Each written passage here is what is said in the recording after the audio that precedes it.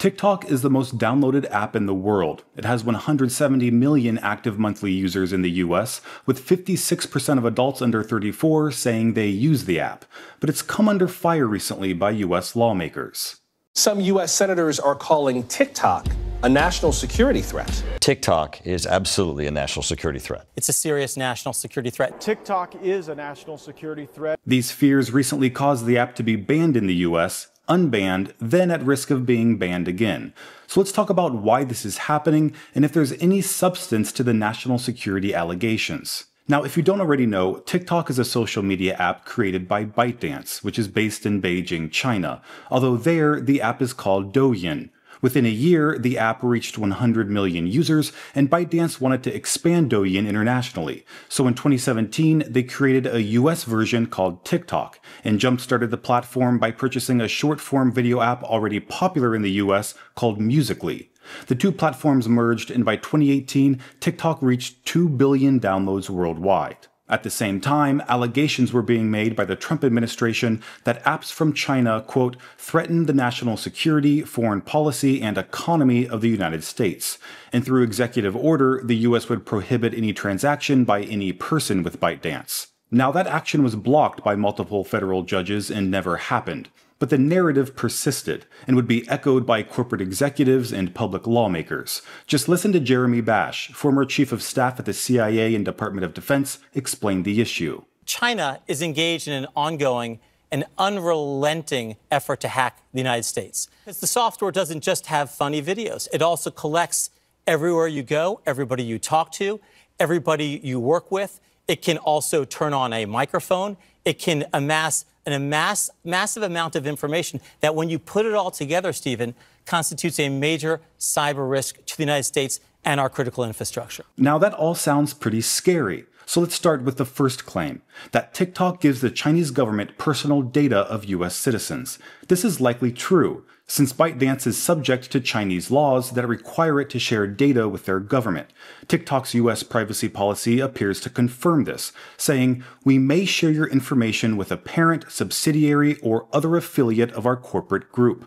Jeremy Bash also claimed that TikTok is gathering a lot of data, like where you go, who you talk to, and who you work with. He even claimed TikTok can turn on your microphone. And all that is technically true, but not how you might think. For example, yes, TikTok can turn on your microphone, but only with your permission and knowledge. Multiple studies testing thousands of apps, including TikTok, found no instance in which these apps turned on the phone's microphone unprompted and sent audio.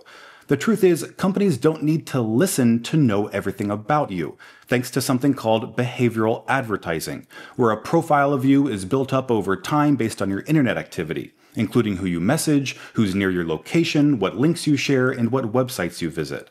This profile helps advertisers predict what you're likely interested in even before you do. This type of algorithm is what TikTok uses to predict what video to show you next, and it can be really effective. Okay, has anyone else noticed that your For You page has been a little too accurate lately? It hasn't been things that I'll Google or I talk about. It's been thoughts. Are any other girls kind of aggravated that it took more than 20 years to figure out we were bisexual, but it took my TikTok algorithm 37 seconds? So while it may feel like TikTok is spying on you, there's been no evidence. Although you may still be disturbed by how much personal data TikTok collects, and that's a legitimate concern. TikTok knows the device you're using, your location, IP address, search history, the content of your messages, what you're viewing, and for how long. It also collects device identifiers to track your interactions with advertisers. TikTok infers factors such as your age range, gender, and interests based on the information it has about you. Plus, in the US, TikTok can collect biometric information, including face and voice prints. Now, that is a lot of personal data, and lawmakers are concerned that all this information could be used by the Chinese government for counterintelligence purposes to identify US agents by correlating it with other data. And while that theoretically could happen, it's important to add context to all this, because data collection by social media companies is not unusual. In fact, TikTok gathers less data than other platforms. For example, Facebook tracks users across devices and inside other apps and websites. It even tracks you when you're not using Facebook and your phone is off. TikTok doesn't do any of this. Now you may be thinking, okay, but Facebook is an American company, so China can't access that data. But you'd be wrong. There are several ways foreign entities obtain data from American companies and the US government, like, for example, by hacking. In 2015, Chinese hackers rummaged through various Office of Personnel Management databases for more than a year, leading to 19.5 million applicants for security clearances having their social security numbers and other information stolen, and 1.8 million relatives and other associates also having information taken, in what lawmakers called a significant threat to national security. In 2017, Chinese hackers exploited a vulnerability in the Equifax web framework, exposing more than 200,000 credit card numbers and expiration dates, driver's licenses, taxpayer ID cards, passports, and military IDs, plus the social security numbers of over 145 million Americans, which is more than half of all US adults. And just a couple months ago, Chinese state-sponsored hackers breached the US Treasury Department, overriding the service's security, remotely accessing user workstations and unclassified documents in what the Treasury called a major incident. And those are just a few examples of the countless data leaks and hacks that have exposed US personal data to foreign entities. But that's just one way our data is collected. Another is through data brokers, who collect, buy, and sell consumer data from public records, online activity, and third-party sources. The industry was valued at $270 billion in 2024, with no comprehensive federal privacy law regulating them. And that may be due to the US government being one of their biggest customers. The data broker loophole allows government agencies to create detailed profiles on users, effectively buying their way around the Fourth Amendment, which guarantees a reasonable right to privacy. But it's not just the US government.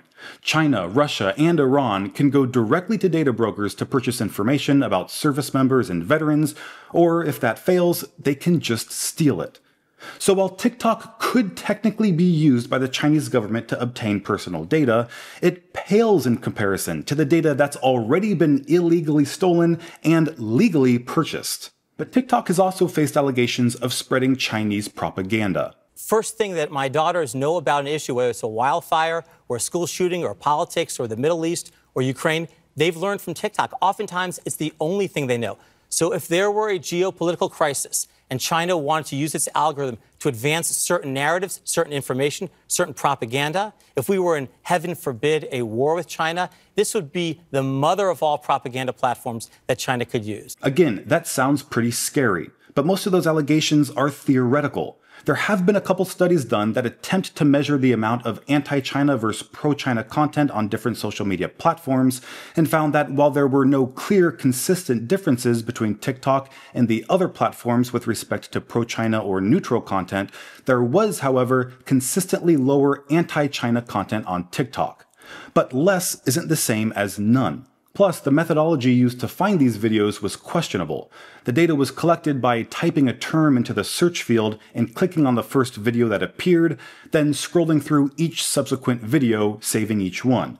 And something we know about social media algorithms is that they recommend the same type of content you've already watched, which is why one of these studies added a disclaimer that read, "It's also possible that the disparities observed across platforms did not result from any algorithmic manipulation.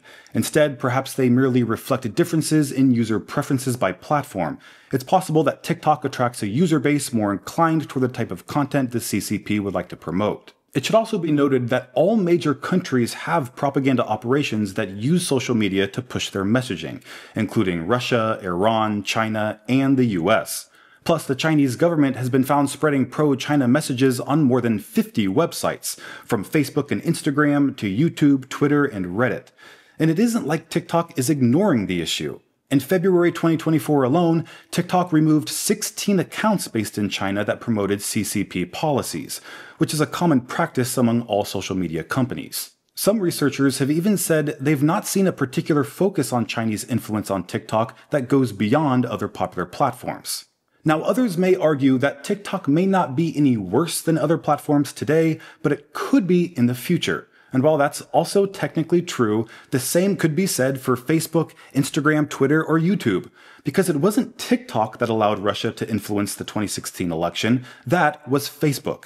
And it wasn't TikTok that welcomed right-wing Nazis onto their platform, that was Twitter. So banning TikTok to prevent China from collecting personal data or spreading propaganda would be like putting a band-aid on a bullet wound, not to mention the damage that would be done in the process. Because when TikTok was banned in the US for 14 hours last month, users flocked to a different Chinese app called RedNote, which grew from 650,000 users to 3.4 million the day TikTok went offline, instantly becoming one of the top downloaded apps on the Apple and Android app stores. Inside RedNote, the hashtag TikTokRefugee began trending, and satirical posts about Americans reuniting with their Chinese spy from TikTok went viral. One American user posted, "We decided to piss off our government and download an actual Chinese app. We call that trolling. So in short, we're here to spite our government and to learn about China and hang out with you guys." And in a way, it was a wholesome moment, with citizens of two very different countries realizing they weren't as different as their governments led them to believe. But RedNote is an unapologetically Chinese app and has far more restrictions than TikTok. One RedNote user wrote, "Welcome, but do not say anything about LGBTQ+, since that type of content is restricted by China." And while this migration to RedNote was happening, very few US lawmakers noticed. This migration towards RedNote is a very good example of the law of unintended consequences, which the Congress right now doesn't know anything about. There are more people on TikTok that understand it than members of the House and Senate, this migration to RedNote right now. No one even knows what that word means in the Senate, okay? To be honest with you, it's sad but true, and that's why we need real experts to come in and to testify. So because our representatives appear clueless, they could end up making a national security risk even worse by banning TikTok and pushing users to a truly Chinese app that has no ties to America and no interest in appealing to American regulation. Because despite what some may say, TikTok has made genuine efforts to distance themselves from China. They have no headquarters or office locations there. Nobody on their board of directors is Chinese, with 3 out of 5 actually being American. And in 2020, they began an effort called Project Texas to address security concerns by routing all US user data through Oracle, a tech company based in Austin. And they're in the process of deleting all user data from non-Oracle servers. These are likely far more concessions than RedNote would ever be willing to make. Now, so far, we've discussed the potential dangers of TikTok, but it's important to recognize the platform's advantages, like helping small businesses attract customers. Many small business owners, including TSB Baking, use TikTok to showcase their business and their products. But now that TikTok could go dark, many of them are raising concerns about their business future. People in New York, Australia, Canada could see me and then become actual friends and come and visit and buy cookies. Garcia also used the platform and her nearly 200,000 followers to promote and boost other businesses in the Valley. The algorithm is not the same as any other place. The possibility of going viral, and I mean like millions of views, is so there for every single creator. As a business, it's free, and you never know who you're reaching. It could be your next customer. Or helping creators educate the public on important societal issues. When I make videos with pretty pictures and cute animals and a dramatic message on a social media app that they use, they become interested in what I am saying. It's actually old school in that you need to entertain and engage people in order to get them to pay attention to your message, and that's what TikTok does so beautifully. So if TikTok were banned, millions of users would migrate to a much more threatening Chinese social media app, small businesses across the country would lose a crucial revenue source, and existing content creators on TikTok would be out of a job, all to try and prevent China from doing things they've already done for years and will continue doing whether TikTok exists or not.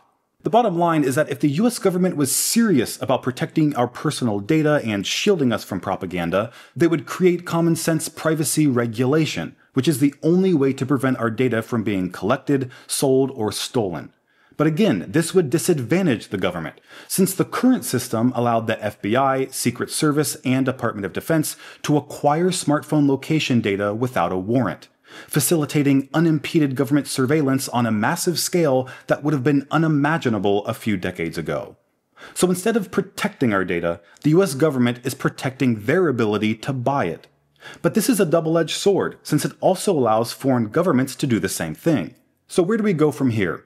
Well, there are solutions that could satisfy everyone. People like Jaron Lanier, who studies the social impact of technology, have advocated for a concept called data dignity, where regular people profit from their own data, controlling how it's used and who has access to it. It outlines how data creators could unionize to gain leverage in negotiations with powerful corporations, and how all this activity would grow the labor market, benefiting regular workers, but also the big tech companies that couldn't exist without access to high-quality personal data. I think having discussions about long-term solutions like this are far more useful than banning Chinese apps and creating more problems than it solves. This is Greg with Apple Explained. Thanks for watching till the end, and I'll see you in the next video.